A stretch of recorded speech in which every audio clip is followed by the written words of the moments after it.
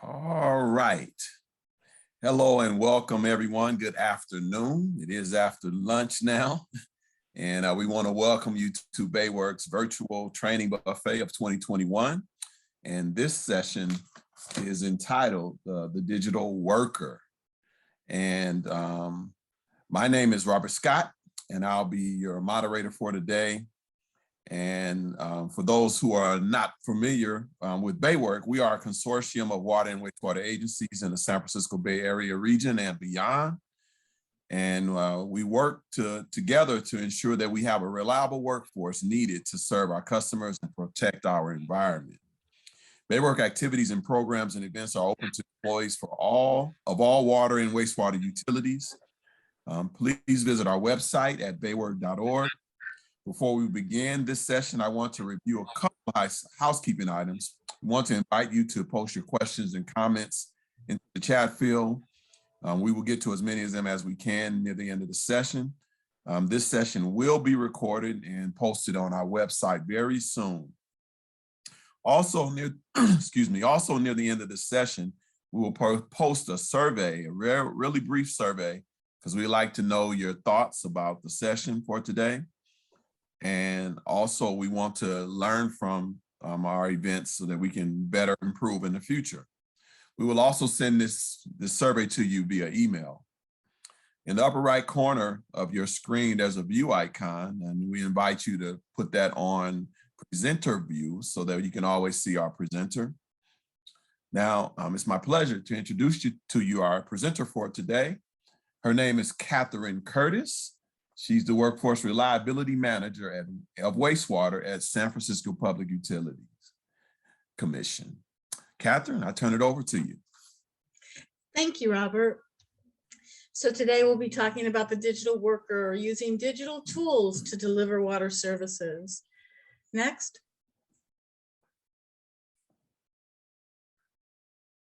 Michael, are you turning the slides?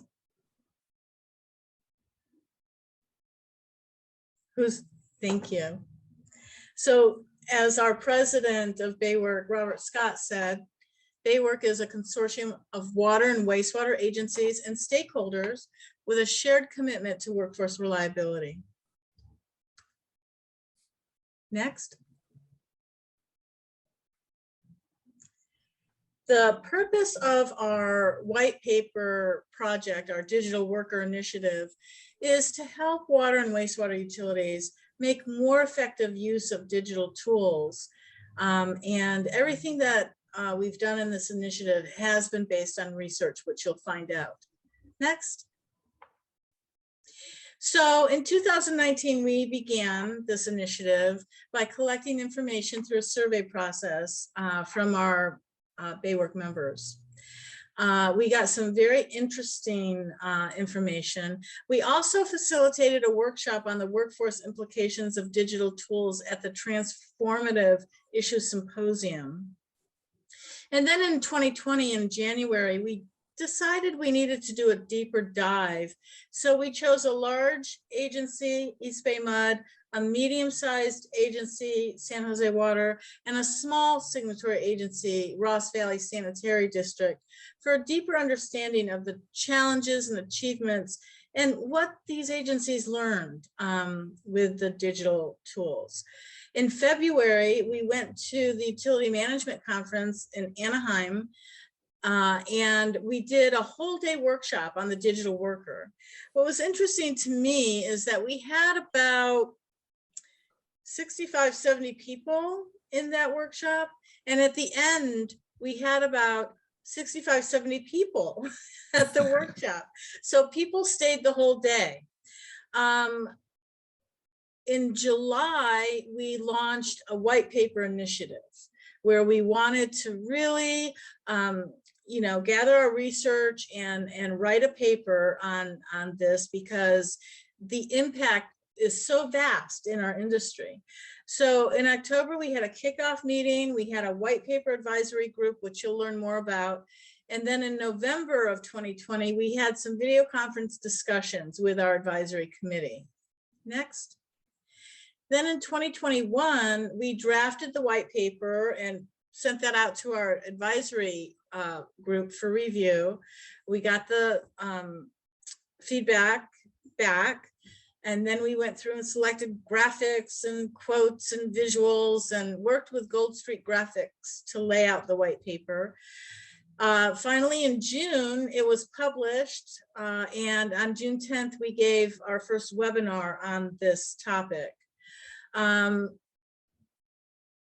Actually, our first webinar was given in April to a national information communications forum, which was composed of IT directors throughout the states. But after the white paper was published, our first official webinar was June 10th. And then in September, we actually gave a webinar on this topic to the World Bank, and we had international implications. November, here we are. You have arrived. We're at the training buffet and we're presenting here. And then in December of this year, EPA has asked me to do a presentation at a symposium sponsored by SWIM. So I'll be giving another presentation there. In 2022, we are putting together a live workshop. Actually, we're looking at a hybrid model, which presents its own digital challenges, right? And we want to talk about the current and future possibilities for collaboration on these issues. So our advisory committee, we had 33 members from across the US and Canada. 14 of those representatives were from our utilities, including 6 from our BAYWORK signatories, 7 representatives from all of the professional associations which were represented, and we had 12 consultants who specialize in digitalization of tools. So these are the different groups that were represented and the role of the advisors. In the white paper, if you read it, you'll notice that we have many, many quotes that come from the advisory committee as they filled out their input forms and as we had the video conference discussions. So much great stuff came out of that we actually used a lot of those quotes in the body of the white paper itself.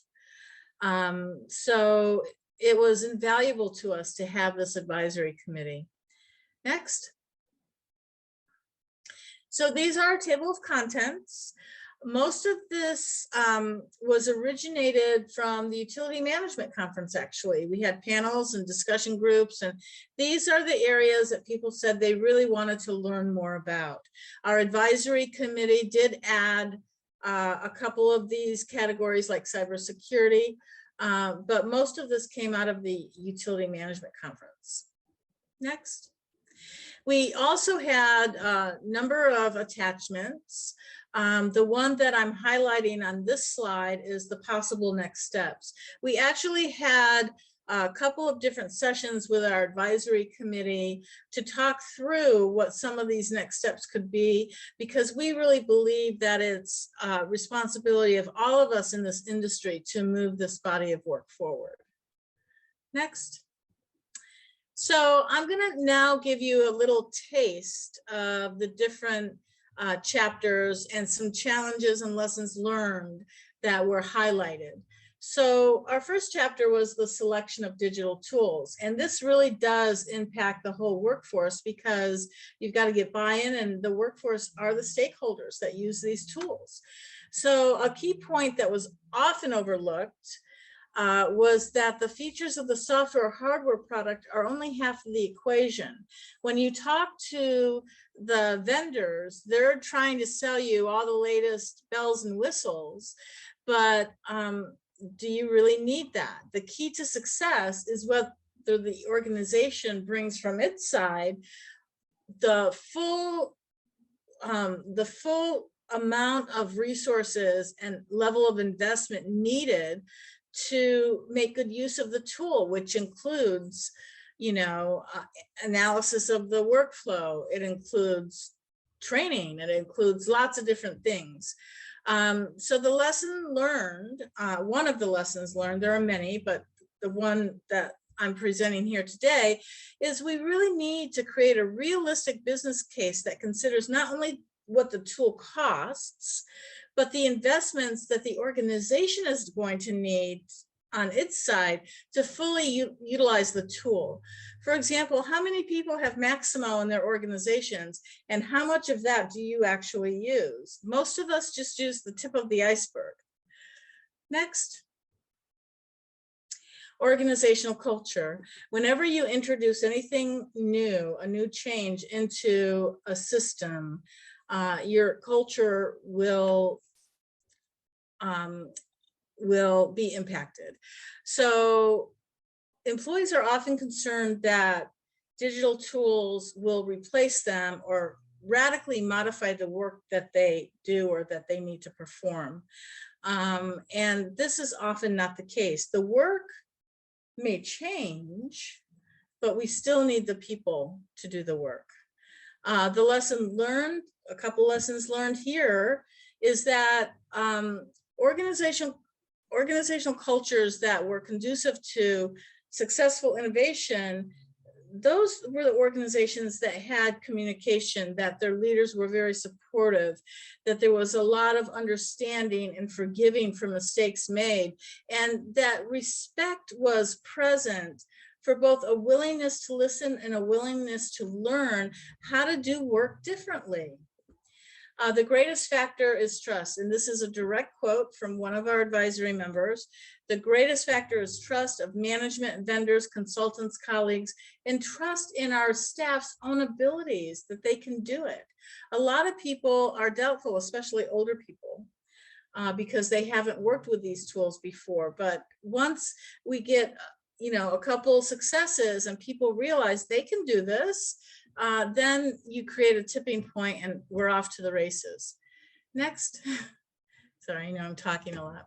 So one of the factors that really need to be considered when you select a tool is, how is this going to impact your existing workflows and systems? How are you going to coordinate this tool with your workflows? There were quite a few challenges in this area. Operational units, limited understanding of data that is added to their system by other work units. Oftentimes we don't understand how the work units 2 times removed from us are going to be impacted by the tool, how the data that they enter is used by other parts of the organization, right? Changes in the workflows and systems adopted by one work unit oftentimes have unanticipated impacts on another unit. This is a direct quote. It is common for utilities to discover workflows that will be impacted when they are already in the middle of a software implementation project. They didn't anticipate it beforehand, but here we are right in the middle, and oh my God, it does impact customer service. We didn't even think of that, right? Lesson learned. Utilities should implement a structured process for mapping what digital tools and workflows are in place and consider the potential impact of any new digital tool. So the mapping process really is going to become critical. Next. Human resource issues. There are a couple of challenges, significant challenges. First of all, utilities have to offer salaries that are commensurate with the pay that employees with digital skills can earn in private industry jobs, right? Outdated job descriptions and uncompetitive salaries make it difficult to recruit and retain staff for critical positions such as SCADA and EMTs or instrumentation and control technicians. I know in my agency, we call them instrumentation and control staff, get paid less than what they would get paid on the outside. And oh, by the way, we're also competing with other industries such as transportation, gas and oil, aerospace, manufacturing. All of these industries need electronic maintenance staff or instrumentation staff, not just utilities. So we have some great challenges. Lesson learned, the job descriptions of all the positions within the water utilities, and when I say water utilities, I mean water and wastewater, should be updated to reflect the need for computer literacy. We're out of the, we're past the days where you don't need to know how to look at a spreadsheet or how to type an email or how to create a Word document or how to give a presentation. Everybody in the trades needs to be having some type of computer literacy in this time. The degree and type of digital competence required should vary by job category. So laborers may need less than instrumentation techs, but everybody needs to have some sense of digital literacy, digital competence, and it should be on that announcement. Otherwise, you're not going to attract the right qualified candidate. Next. I'm trying to go. Oh, I'm doing good. Information technology support. So one of the interesting things that happened here is we were working with Ken Salmon from the San Francisco Utilities Commission, and he made the statement that it's not just what IT can do for you, but IT needs help from the staff to let us know what works and what doesn't work so that we can come up with solutions. I never considered that before. IT needs our help. Yeah, they do. When the IT support available to water utilities is inadequate, which especially for smaller utilities is the case. When we went to Ross, they didn't even have an IT department, right? IT needs are often addressed independently by the operational work units, which is what happened at Ross. Even when a utility has its own IT department, operational departments within the utility often create shadow systems that do not integrate well with the systems of the utility as a whole. In our last AGM for wastewater, he was really hot on technology, and he brought all this stuff in that he didn't coordinate with IT. And so when he left, it took our IT department a couple of years to get everything sorted out. So we need to really communicate, and we really need to know who has what in our agencies, right? The lesson learned: successful use of digital tools requires successful collaboration among numerous components of the organization, and building good communication between IT and the staff who will be the primary users of the system is really essential. Next.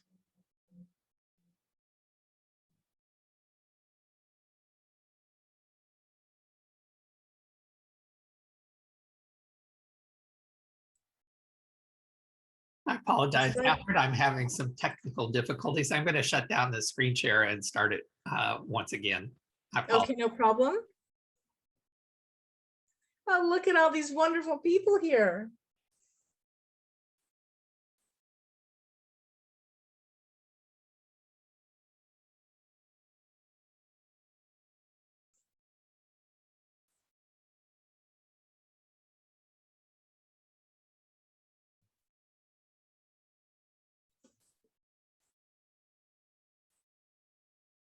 Great. Is this where we left off, Michael? Yeah. So initial and ongoing staff training. You know, whenever we have to cut our budgets or whenever things get tight, what's the first thing that always goes? Training, right? Well, it's not a one and done. Training on use of digital tools is not a one-time or one-size-fits-all effort, especially if it's a new tool within your organization. It takes 21 times of doing something for it to become a habit. So, you know, when you're learning a new tool, you need multiple times to learn different aspects of that tool. You might need cheat sheets. You might need video that you can look at to refresh on how to do something, especially if you don't use it every day. Some staff members may miss the initial training, and there may be time gaps between training and implementation. I remember when I first came to the Public Utilities Commission back in 2008, we did a assessment. And out of that assessment, one of the two highest things that people were concerned about was knowledge management at the time, 2008. And so we used Confluence software and created a wiki tool, right? And some people use that wiki tool every day, and some people used it once every 3 months and had to kind of reteach themselves. And so one of the lessons learned, and it's here, some staff members will pick up on how to use the tool much more quickly than others. Utilities should define power users who can serve as trainers, guides, and mentors for their peers. We had multiple trainings on that My Toolbox tool. We identified people who were power users, and we hooked them up to groups of people that may need support when they're building their wiki sites and when they're building their different things. We brought in people every 3 to 6 months to do another aspect of the training. So don't neglect the training. If people don't know how to use a system, they're going to avoid it and not use it. And it's the people that make these tools work, not the tools themselves. Okay, next. Developing qualified candidates for digital jobs. This is something that BAYWORK has spent a lot of their energy and resources on, developing qualified candidates. So it's really important to BAYWORK. Well, the same is true for digital jobs, especially digital jobs, because we're not accustomed to thinking about delivering water services using digital tools. Because the salaries of utility jobs are often not competitive with other industries, digitally skilled candidates for positions used by multiple industries, like the electronic maintenance technicians I talked about earlier, and engineers is another category, may gravitate to industries other than water. And we already have a shortage of available candidates that are trained. And oh, by the way, it takes a few years to get trained up to come into this industry, no matter what trade you're in, right?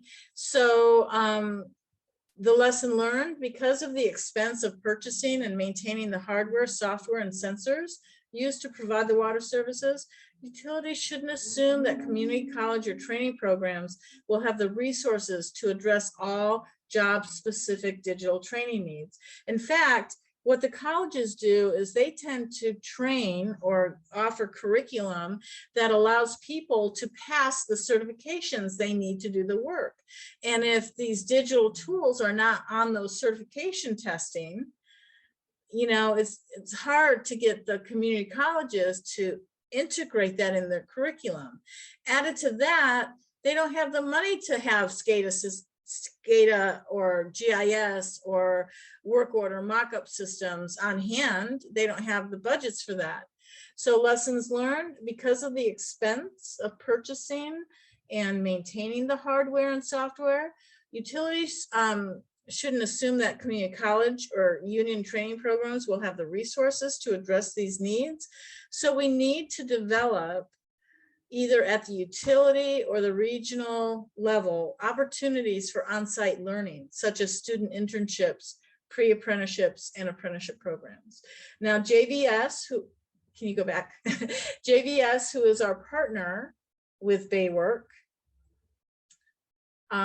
has a lot of these pre-apprenticeship programs. They offer a lot of internship programs. They're looking for utilities to collaborate with them, to provide this level of exposure. I can't tell you how critical it is to have internship programs for our utilities, inside our utilities, to promote this type of learning. And if you don't know how to put together an internship program, there is an internship guidance manual on the BAYWORK website that I devoted a year of my life to develop, that has a 25-page short white paper on it, but it also has examples from anything from the announcement to learning objectives to rotational schedules to orientation materials. And you can pick and choose the components you want to put together an internship program. So just remember to include these digital tools in whatever opportunities you give people and students to come in and learn at your utilities. Okay, I'm done. You can turn it. Artificial intelligence. This is an area that scares a lot of people. The challenge, there are all kinds of tools available to integrate the Internet of Things, which includes artificial intelligence, but it seems like a luxury when utilities are struggling to keep up with the latest versions of the systems we already have, like work order systems or SCADA, DCS systems. Actual experience with artificial intelligence tools and understanding of how they work can relieve the staff fears about its impact on their role. Many people think, oh yeah, we're going to get artificial intelligence in here and goodbye job. I won't have it.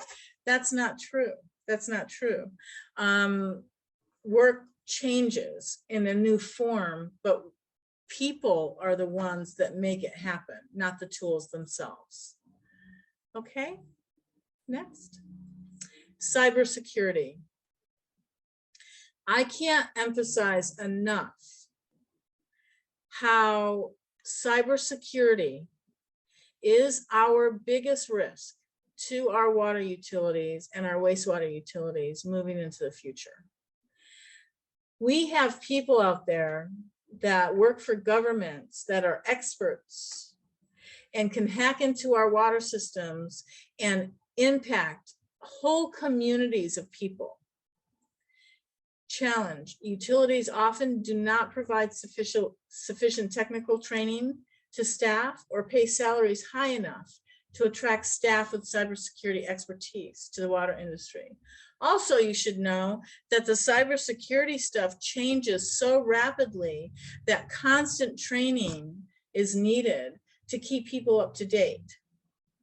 Utilities should use single sign-on and multi-factor authentication on selected platforms for enhanced security. And you'll see on the slide that someone tried to poison a water supply during a hack. It was in Florida, and luckily the operator on duty was really paying attention and caught it before it got out. But if it got out, it could have hurt lots of people, and the water utility could have been sued, and you know, who knows if they would have had money to pay all that, right? So we just really have to be super careful and stay tuned in to cybersecurity. Next. So here are some questions. I wanted an opportunity, and we do have time for this. We have about 10-15 minutes for this. I wanted to engage the people on the call. Here are some questions. I want to hear from you if you have a challenge that you'd like to share, or that's in relation to any of the categories we just covered. Do you have a case study within your agency of something that you're trying to do? Do you have a concern about a digital change that is happening for you right now? Or do you just have any questions about what you've heard so far?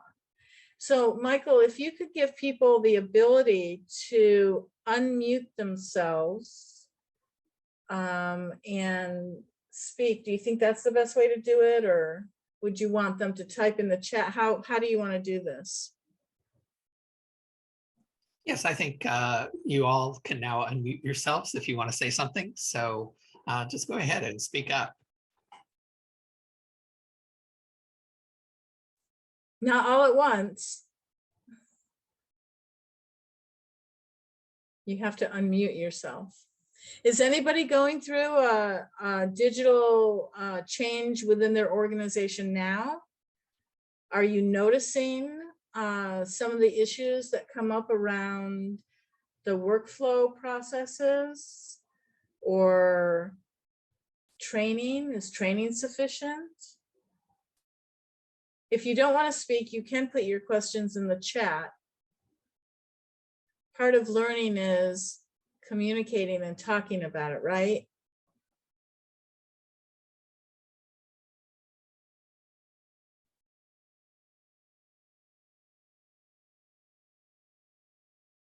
No one has any, does anybody have any questions about what they've learned so far? Do you think there's any categories that are missing?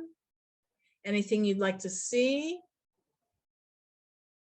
Any surprises that you've heard? Okay. Can you hear me? Yes, Anna. Thank you for being brave. Well, I think, I mean, I am a wastewater treatment plant operator, and I feel at a total loss when it comes to the interface I should have for any type of, digital implementation. And one of the things that keeps landing in our laps, especially for the senior operators, is, okay, so we're having a new SCADA, upgrade. We're having a new, MCC tied into the new primary MCC that's been put together, or the new programming for the, and we need you guys to review this and to look at it and to see what needs to be done, what needs to be changed, what works, what, and I just feel so completely ignorant that I just can't. I look at it and I've just shrugged my shoulders and are you sure you want me on this? Because I have none of the acumen to be able to, if I say something so much as, hey, can I just get a deeper menu screen? Or can I just touch in and get deeper level of control over these things? They look at me like I'm from outer space and say, what? Why would you want to control this system from, a pull down menu in there? That doesn't make any sense to us at all. It's just, we're speaking two completely different languages, because I'm coming from, I'm the hands-on person. Is there polymer happening in the system? I can tell by putting my hand under the flow and seeing if it's slimy. Is there too much polymer? It's because it's sudsy. Is the aeration basin doing well? Yes, it smells like the right type of mushrooms. It smells like it's doing, I mean, that's the kind of people that operators are. And yet we're being thrown this task that we just feel completely inept, or especially in my case, completely inept to be able to even have the dialogue to pound it into some sort of a usable system. One example right now that's just the nightmare that I'm running away from is we have this Lucity inventory, work request PM system. I don't even know how you would call it, but it's got a QR reader that's they're sticking QR codes on all of the equipment so that you can go with your phone, read the QR code, and it's going to automatically pull up the bulk of the work request that you need to generate. Well, the problem with that is we have a 24/7 system, which means we have one phone that we share with all operators for the senior phone, and another phone that we share with all operators for the Op2 position phone. And then we have a third phone, which is our own district cell assigned to us.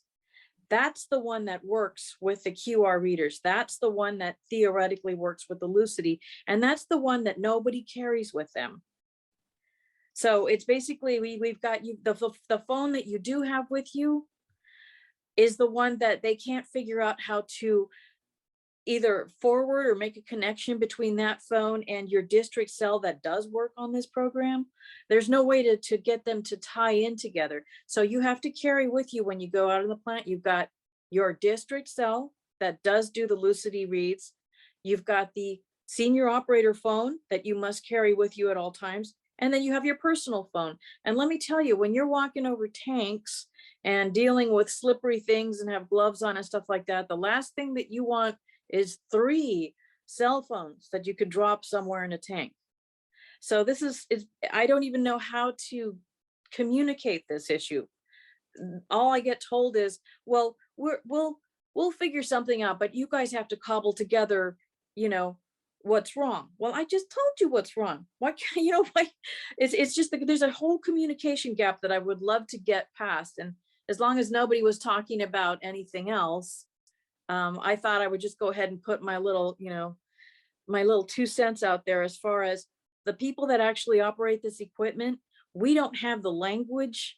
We don't have the assessment skills. We don't have the way to bridge the gap to the people that can create that digital bridge. So it sounds like to me that you don't have the training you need to be able to respond to what they're asking of you, number one, and that there's a disconnect in what they think you can do and what you actually do, number two, and that it sounds a little bit to me like people are afraid to speak up and say, hey, what you're asking us to do, we don't have a clue. And you don't want to be publicly shamed for saying that, right?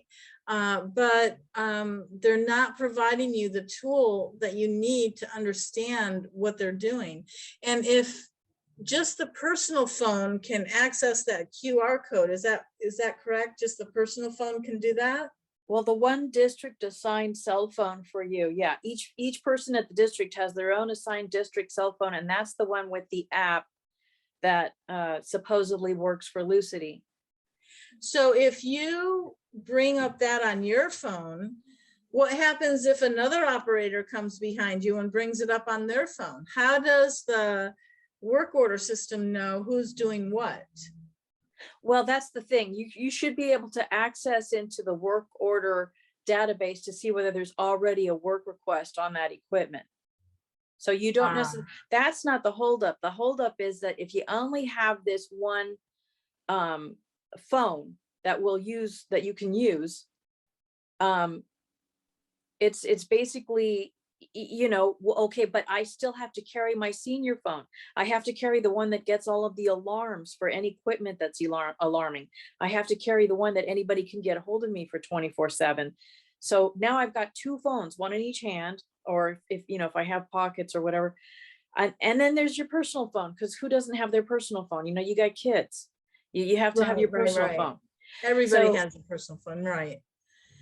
Yeah. So it provides quite a challenge. So what are some of the things that you think you may be able to ask your management to help work this out? What do you need? What do you need to be provided in order for this to be functional for you? Well, this is the other thing too. There are more than one class of operators. So I'm you know, I'm not the kind of operator that had a previous career in computers or had all kinds of you know, digital work before I started my treatment career. There are operators that do have some of that background experience. So I will look at them and I will be, you know, I will basically say, look, you know this issue, you have some of the vocabulary. Why haven't you talked to our guy to get this thing handled? And basically they just look at me and they say, because it's useless, Anna.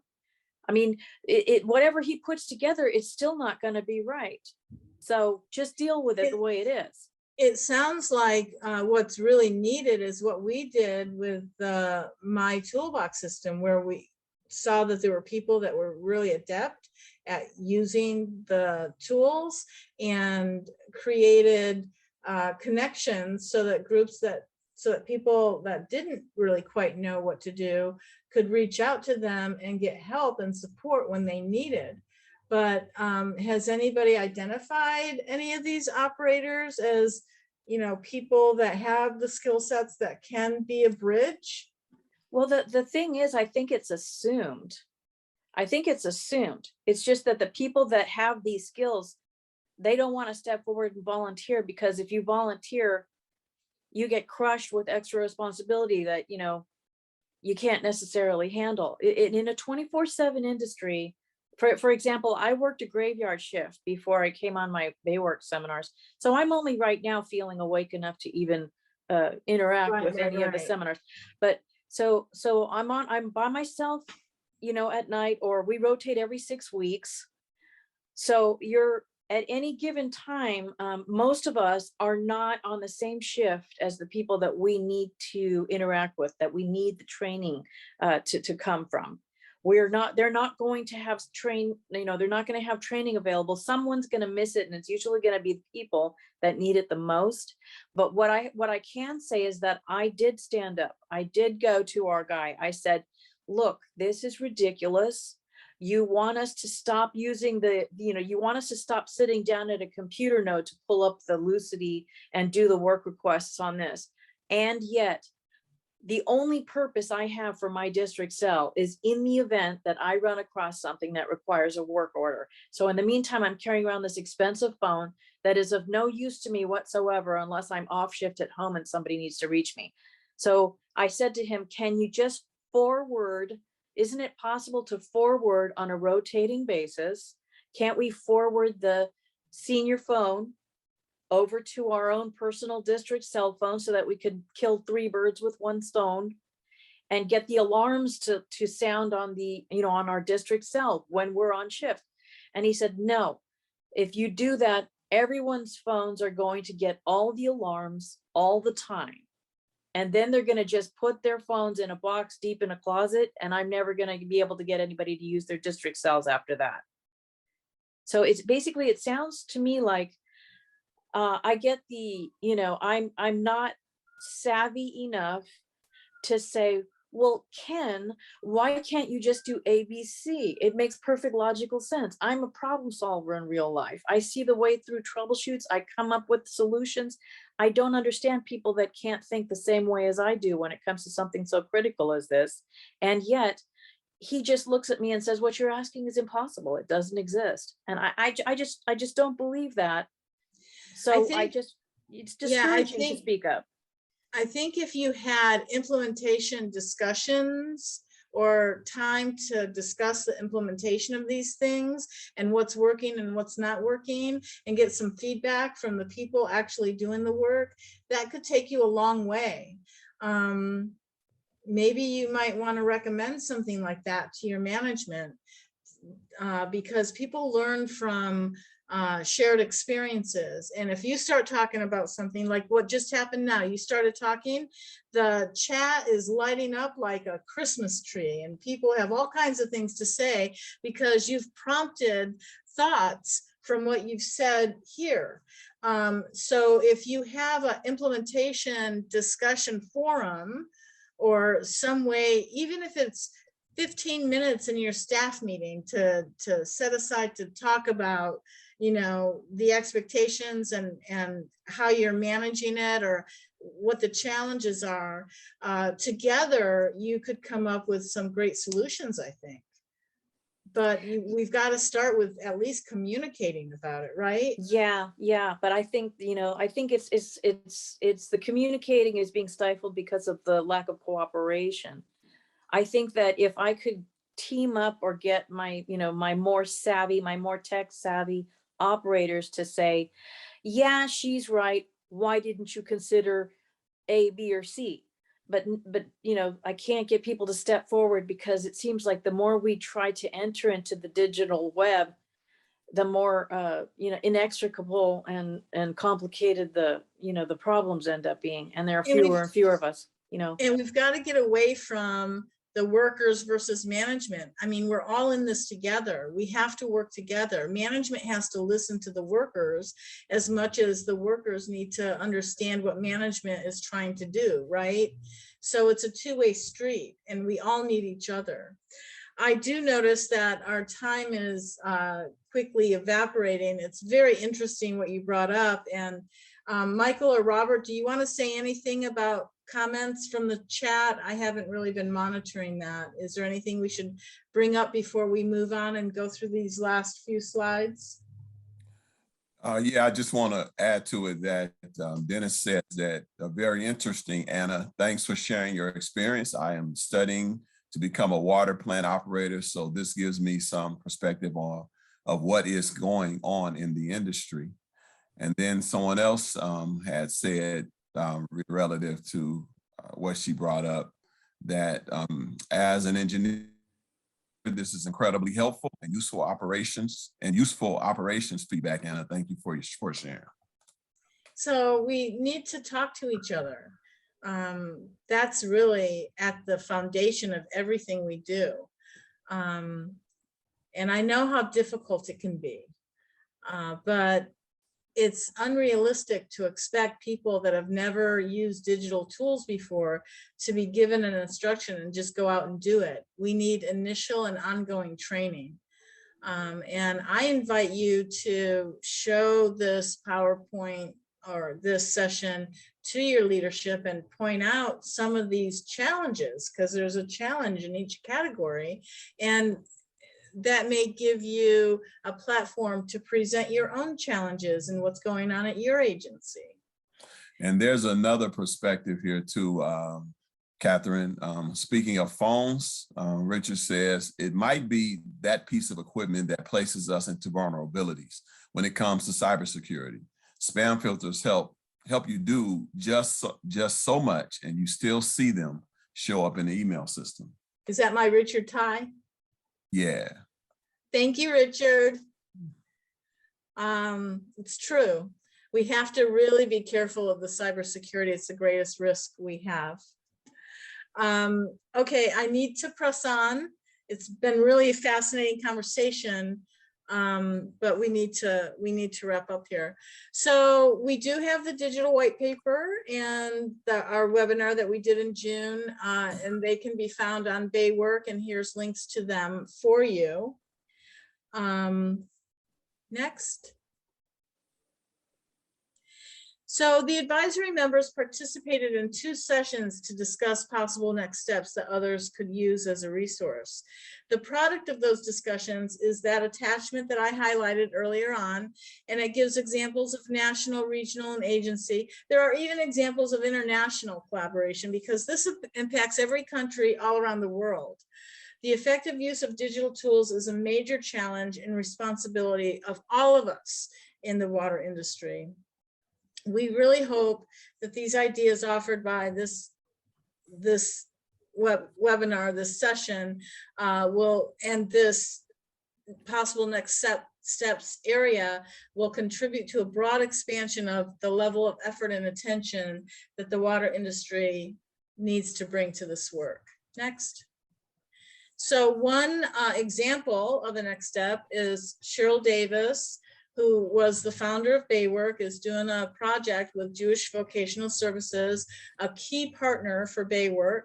And she's investigating digital competencies for water treatment operators, wastewater treatment operators, and instrumentation and control technician or electronic maintenance technicians. And these are some of the questions that she's asking, right?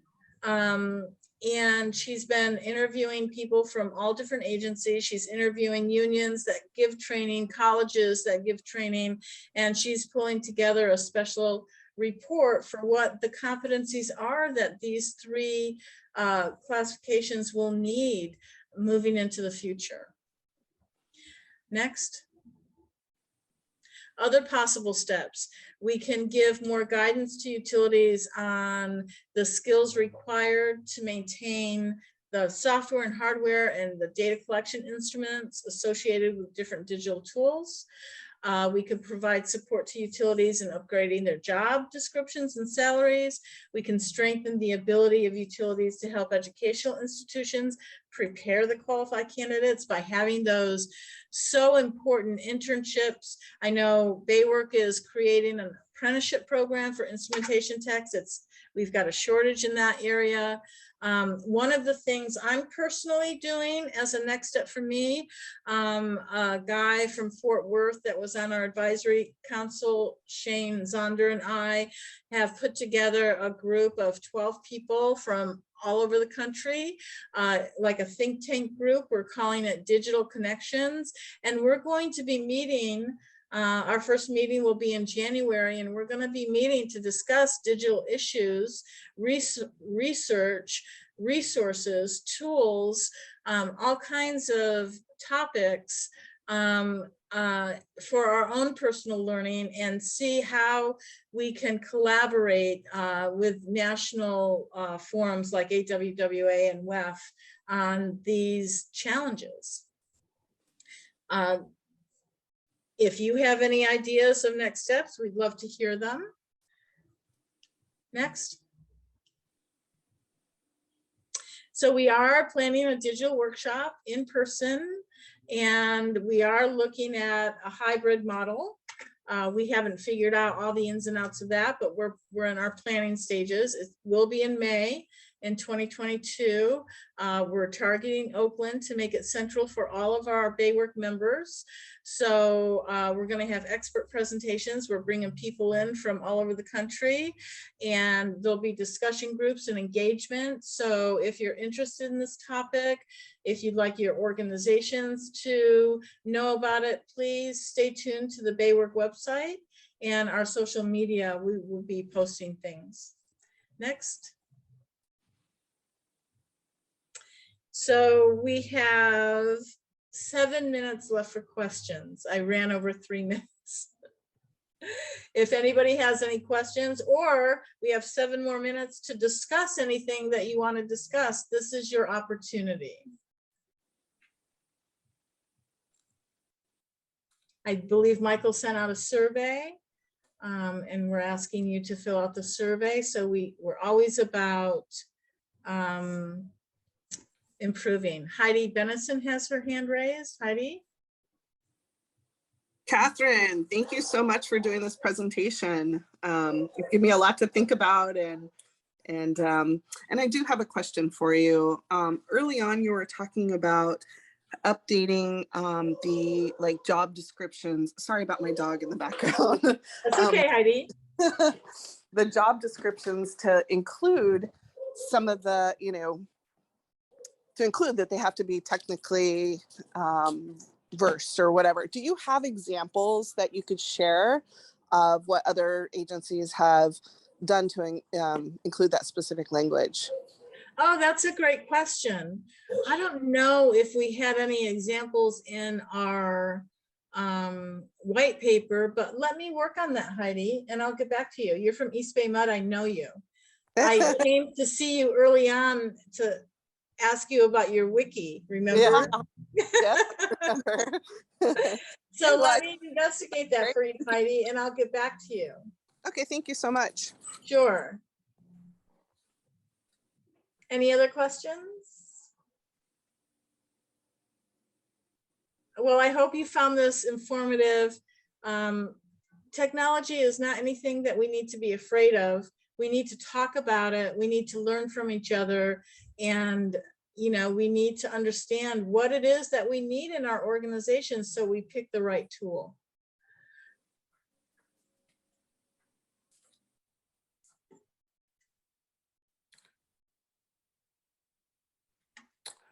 Well, if there's not any other comments or questions, we want to thank you all for being with us today and appreciate all your input. And again, invite you to complete the survey that's in the chat box.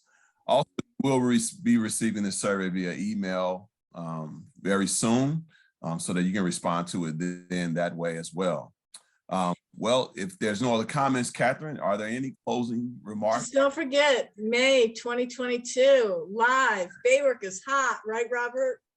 BAYWORK is hot, for sure. All right. Thank you, everyone. Well, thanks everybody for being with us today. And Catherine, thanks again for the wonderful presentation. And we look forward to future happenings in regards to this topic. And we want to invite everyone to visit our website. Again, the information will be posted on our website very soon. And we hope to see you soon at our next events. Stay tuned and have a great rest of your day. Thank you, everyone.